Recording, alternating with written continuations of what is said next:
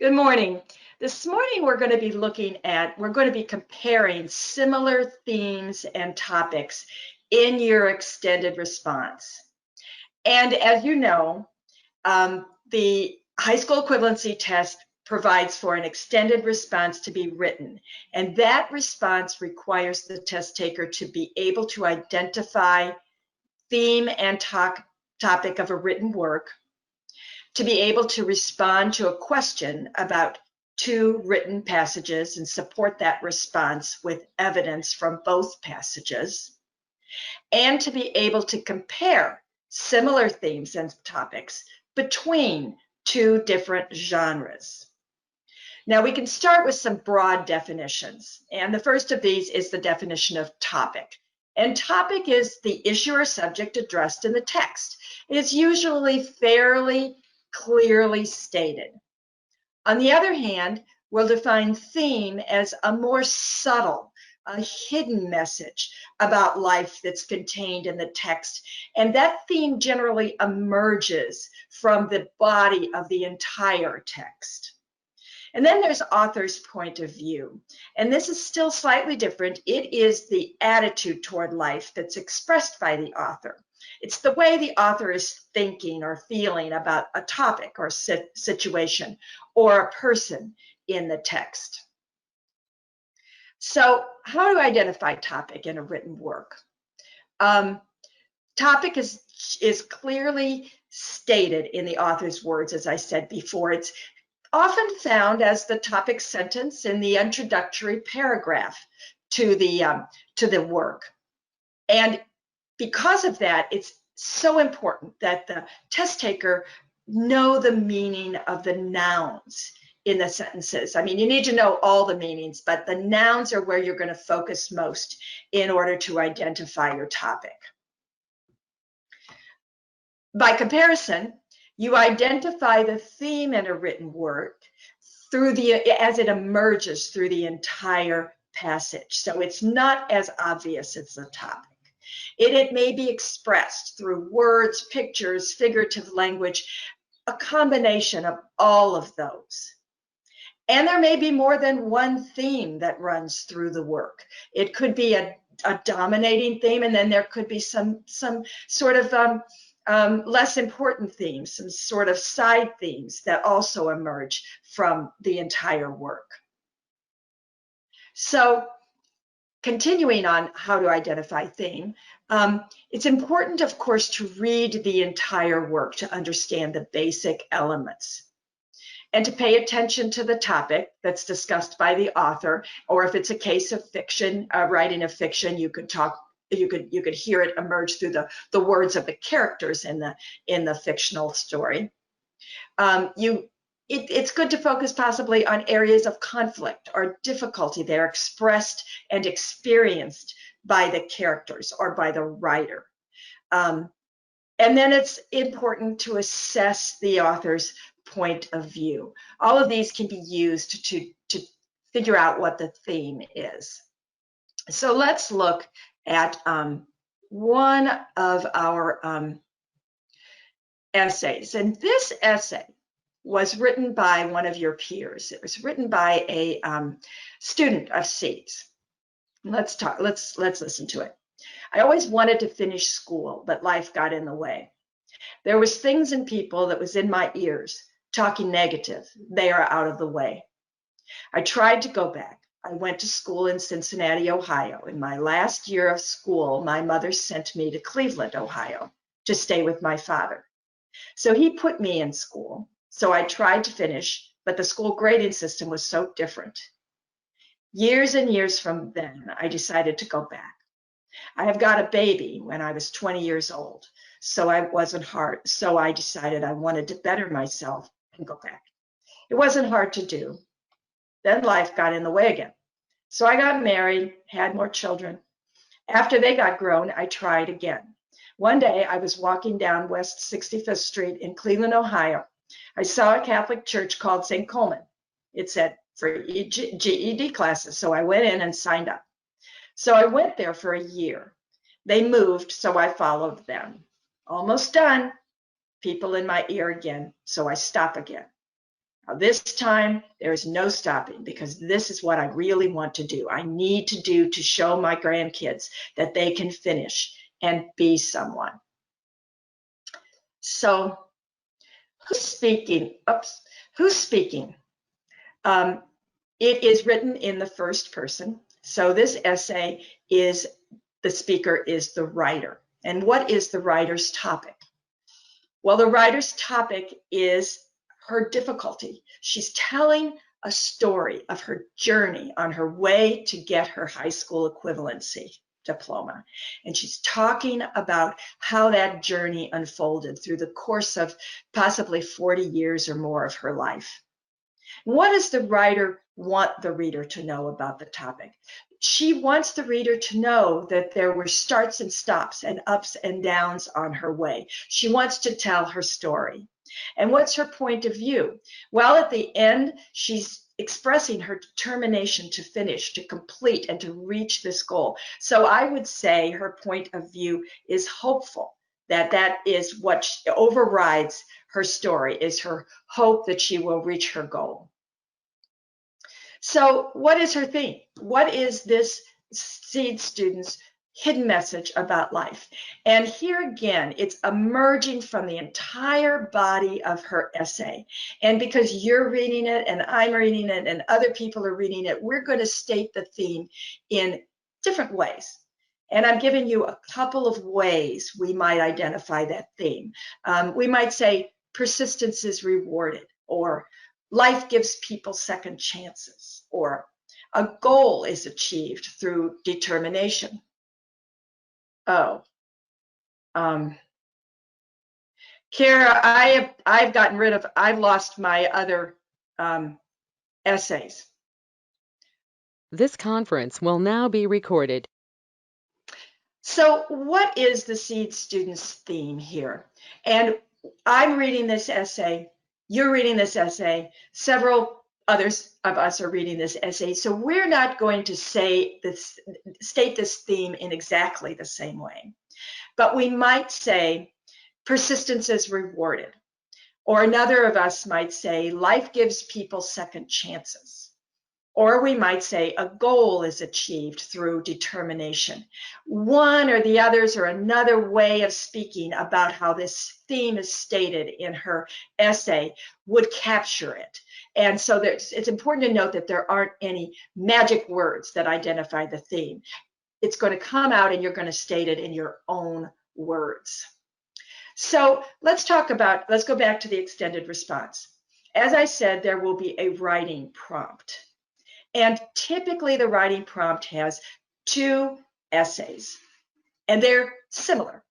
So your prompt is going to ask you to compare the essays. And that comparison, again, is a consideration of the similarities between, in this case, 2 passages. The writing prompt might also ask you to identify some differences. So that would be a contrast of one essay against the other, identifying the differences between the 2 essays. And that might be part of your extended response. So that's going to be the substance likely of your prompt. So I want to go to another essay. And this one is The Dark Years by Nelson Mandela. And this is a longer essay, but I've taken from it just the first 2 paragraphs. The challenge for every prisoner, particularly every political prisoner, is how to survive prison intact, how to emerge from prison undiminished, how to conserve and even replenish one's beliefs. The first task in accomplishing that is learning exactly what one must do to survive. To that end, one must know the enemy's purpose before adopting a strategy to undermine it. Prison is designed to break one's spirit and destroy one's resolve.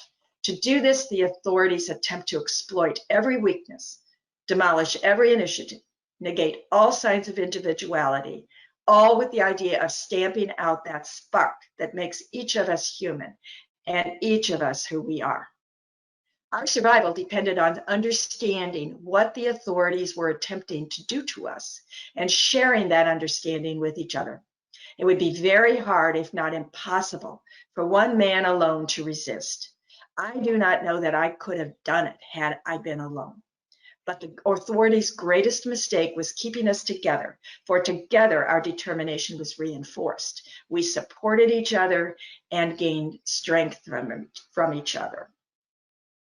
So this would be our second essay, and we again read it entirely and try to determine who is speaking. In this case, it's also in the first person. It's Nelson Mandela telling his story, and his topic is his story, how he persevered, how he was able to undermine the dehumanization that was intended by the enemy, as he says it. And the writer wants the reader to understand that strategy. That's his goal in this. He wants the writer to understand that. And what's his point of view? Well, as I said, we don't have the full essay here, but I'm going to suggest that his point of view is one of maybe joy, one of accomplishment, one of satisfaction, because he made it through 27 years of imprisonment and came out fine on the other end. His spirit was not broken. So we've got two essays. Oh, let's continue with his theme. What is Nelson Mandela's theme? What is his hidden message? Well, again, we would probably disagree about exactly how that would be stated, but we might say his theme is evil can be overcome when people stick together. Or understanding the enemy's purpose is the key to overcoming oppression.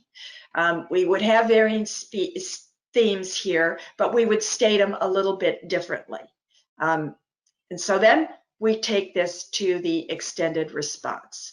And we'll maybe ask something about the similarities between the two essays. Well, they're both in the first person, so we know they are both first person accounts of overcoming obstacles. Both authors are reflecting on things that happened to them in the past. So they have this long lens of time. And both authors are exhibiting a quality, a personal quality of determination as they tell their stories. So those are similarities between those two passages. But there are some differences too. Both essays express the influence of other people and the way in the way they approached their goal. The seed student is looking at, I'm going to look at it again, is looking a little bit at how people kind of interfered. She talks about it in her first sentences. She talks about there was things and people that was in my ears talking negative.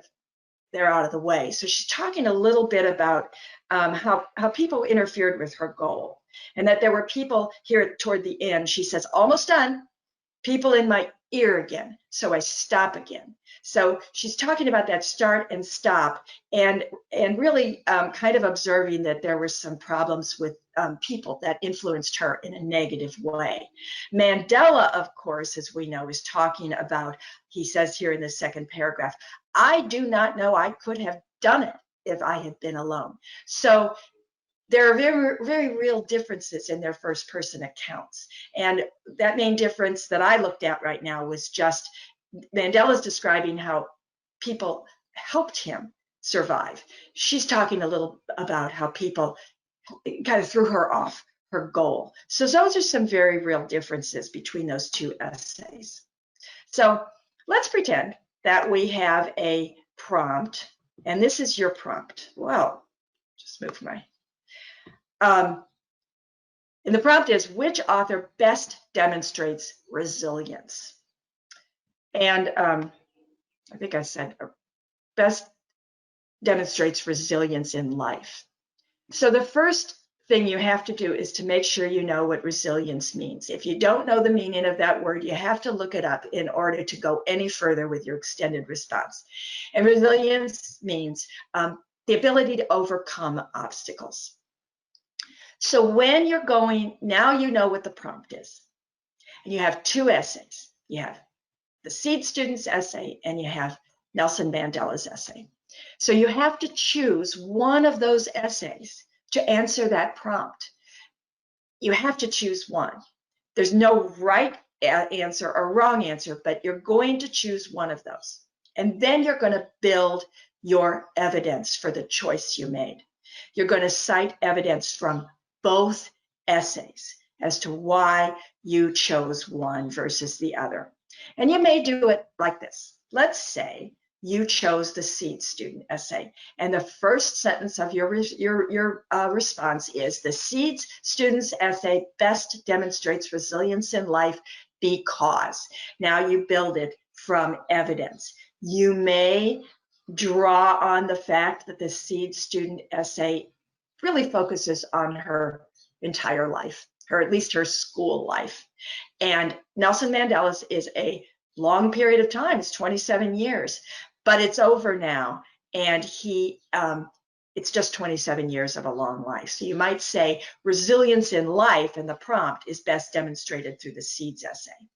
Or you might say the SEED student describes several incidents of starting and stopping and starting again, stopping again, whereas Mandela's essay is kind of a progression toward his goal. So that's why you might choose that one.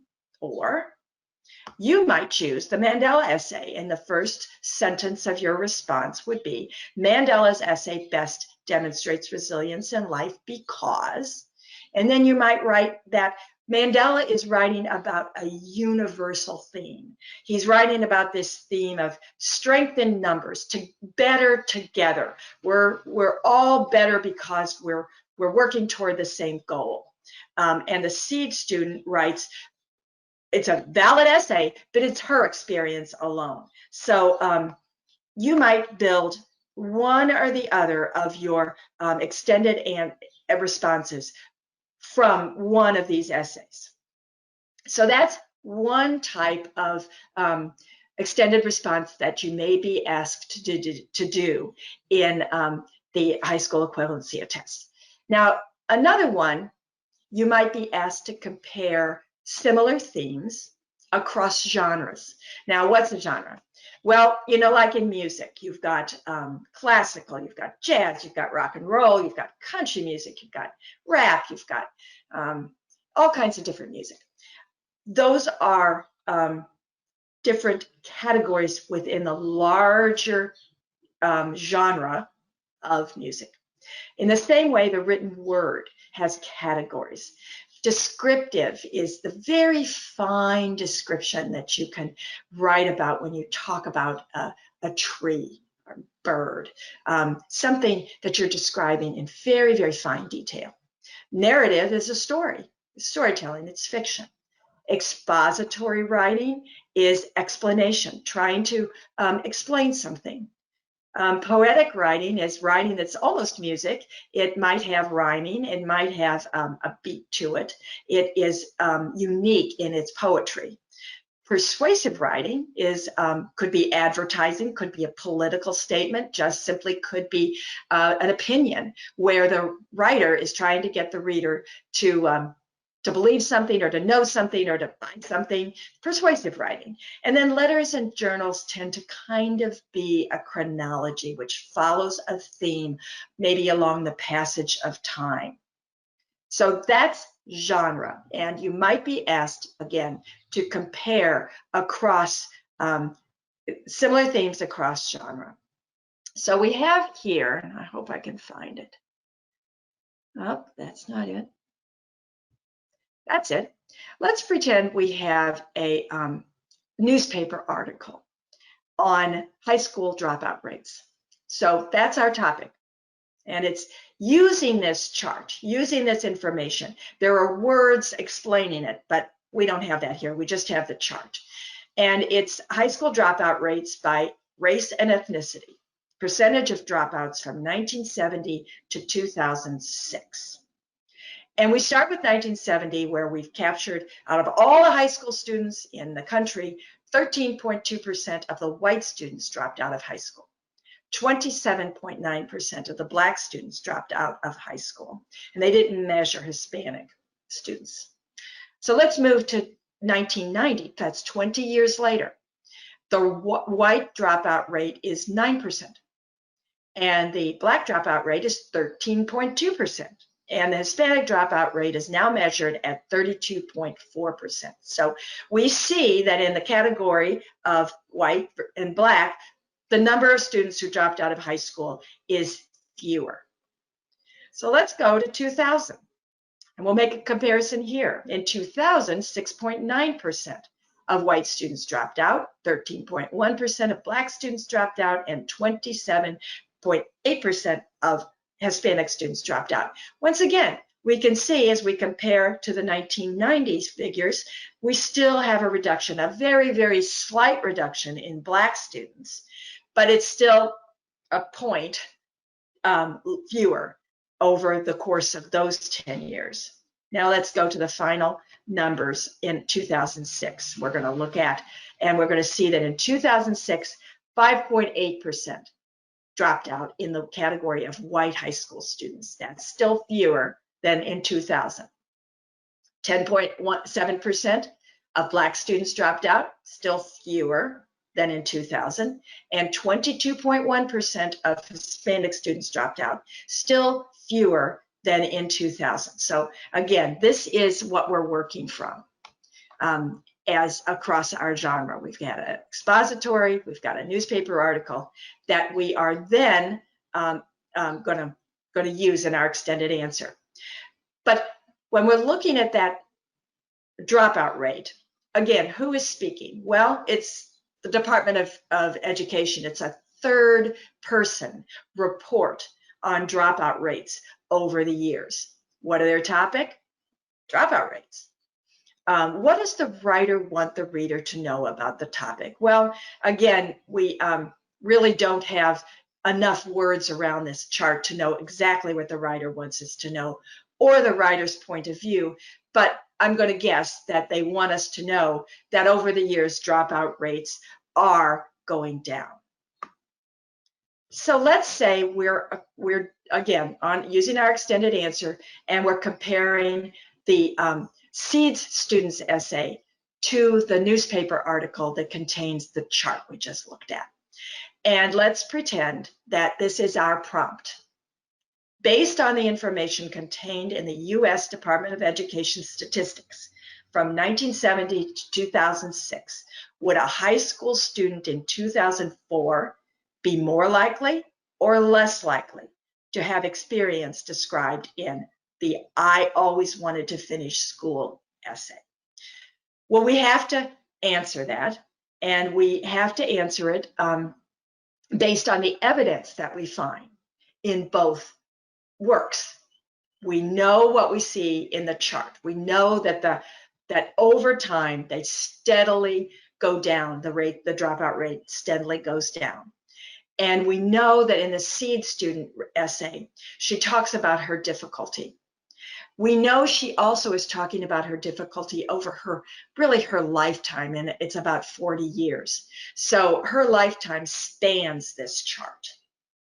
So we would start our essay perhaps by saying the SEED student would be more likely to have earned her high school diploma if she attended high school in 2004. And we've used the evidence from the chart with the reduction in high school dropout rate.